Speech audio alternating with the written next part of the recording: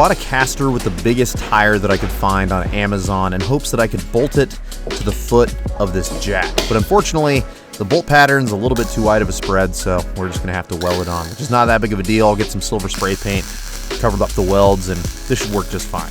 The idea here, of course, is that I want to be able to push this around easily. Be able to push it out of the shop, or push it back into the shop, or even on the trail, I might disconnect from the tow vehicle and spin it around on this caster. Who knows? It just seems like it's a little bit more usable like this, and I had this idea for a long time. I couldn't find a perfect solution, so this is as good as we got.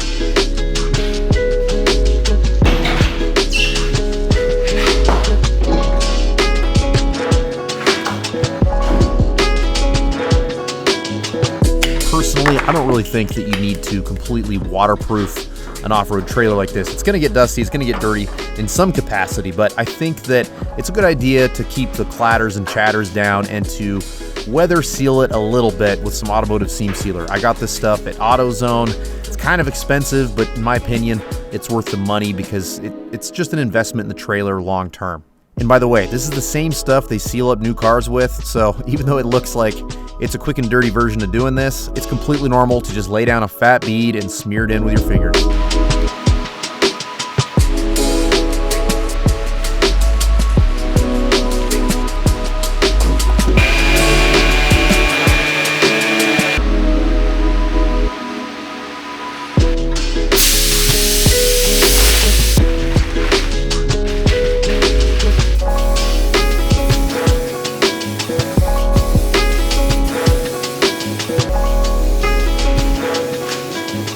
It is lava hot in the shop right now, but the good news is this entire video is going to be all paint and body work, and heat this intense is going to make for some pretty quick cure time, so it'll be easy to recoat, and then eventually by the end of the video we're going to have this thing wrapped. I'm going to have all the accessories remounted.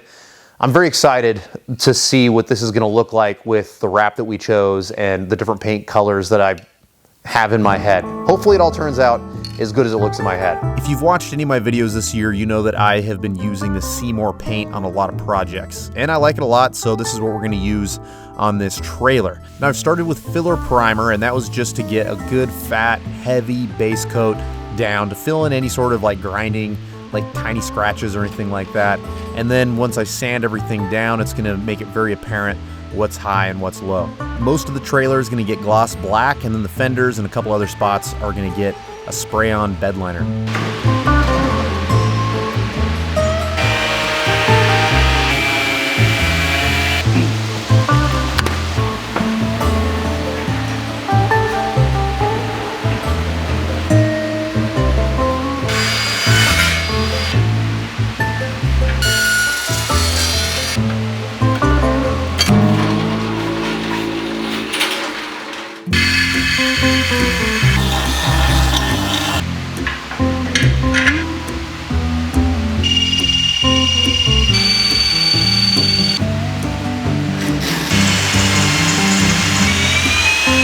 This is a budget-friendly trailer, and aluminum is not super budget-friendly, although neither is steel these days, let's be honest.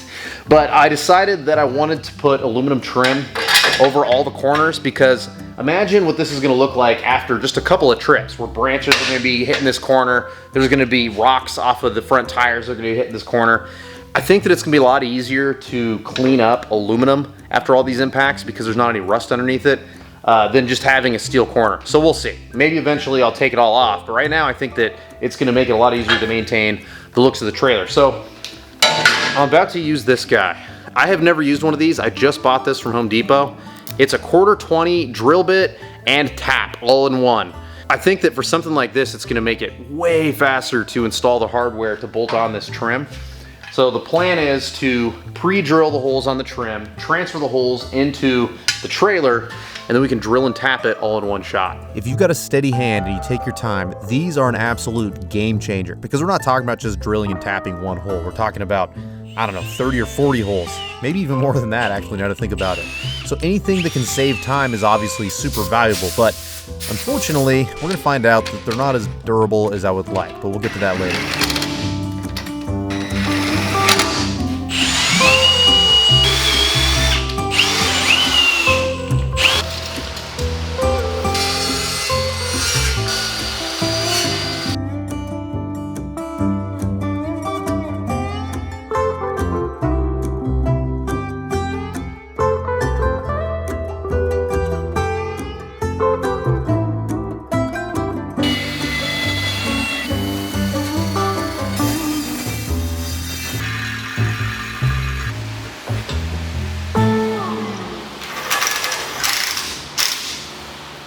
I'm a little bummed about these self-tapping drill bits. I had high hopes for them, but it was user error. I was using a hand drill with these. I think with like a drill press, these would probably be pretty foolproof, but with the tiniest amount of wobble, I very quickly broke the two that I bought. So maybe I'll revisit this in the future, but for now, I had to just switch back to my normal 1/4-20 tap. Anyway, moving forward, we're gonna be using a spool gun. And I love to practice with TIG, with aluminum, anytime I can, but I'm overheating out here. I need this to be done quick so I can throw some paint on this trim and I can go back in the house and cool off and rest. So we're gonna tack it together on the trailer, then we're gonna pull it off, we're gonna finish weld everything on the table, grind it smooth, throw a coat of paint on everything, and then I need to change clothes, I need to cool off, I need to get out of this heat.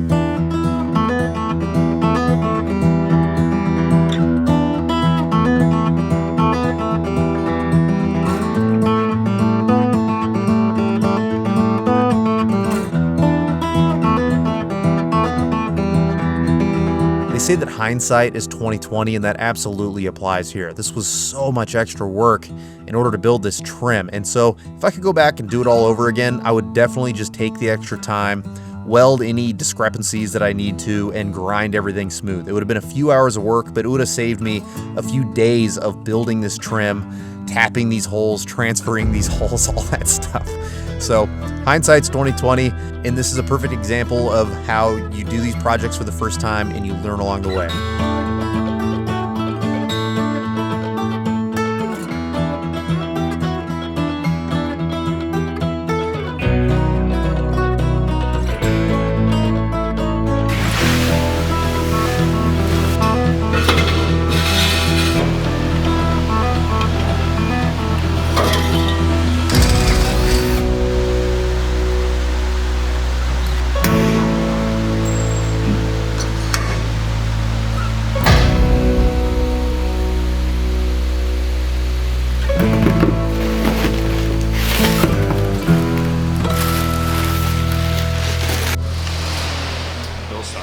I called in reinforcements. We've got my homie Ed Shin, we've got Kelly with Muddy Beards, and they're gonna help me do the vinyl. We're going orange, we're going cheap, because that's what I figure you guys would do if you were building a budget trailer.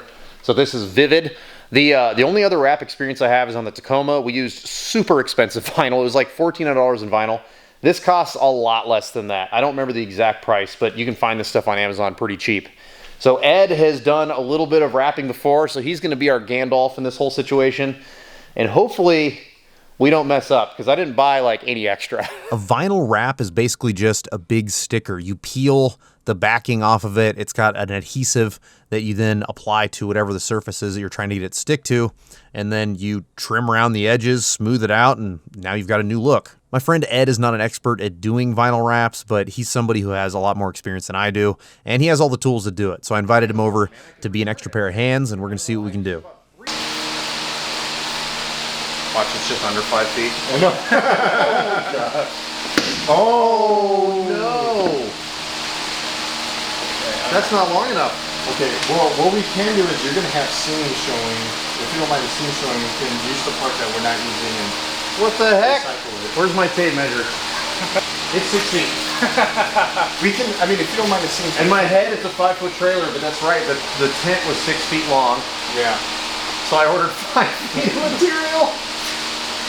Wow, dude.